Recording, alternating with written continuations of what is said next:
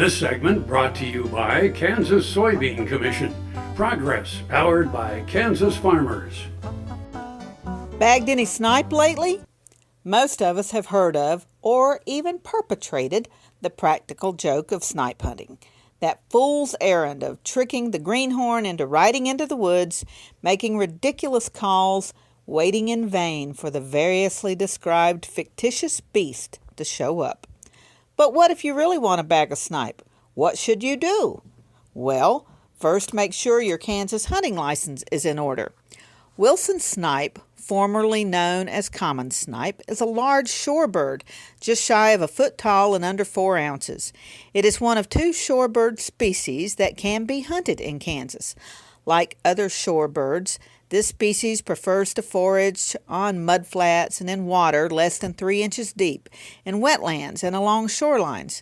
Unlike most other shorebirds, common snipe frequently feed at vegetated sites.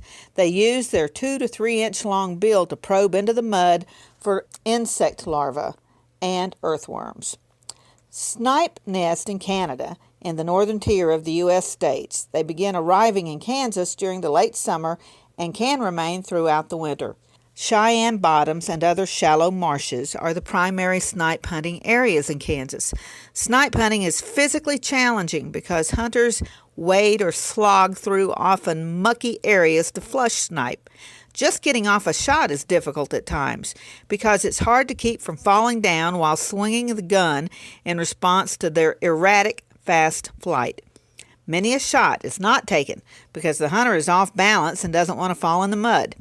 Snipe hunters need to be proficient in wetland bird identification to make sure they do not accidentally shoot similar-looking species that are protected. Yellowlegs, greater and lesser, and dowitchers, long-billed and short-billed, are the 4 species most similar in appearance and size to snipe. Color patterns, flight, and call are the best characteristics for distinguishing snipe from look-alike species. Snipe fly in a zigzag pattern and more powerfully than yellowlegs and dowitchers. Dowitchers and yellowlegs tend to fly in a straight line. Snipe tend to give a single note call when flushed, while dowitchers and yellowlegs typically give multiple note calls. So brush up on your snipe identification techniques and invite some friends to join you in the snipe hunt. Oh, and if you fry up that little beast, let us know if it really tastes like chicken.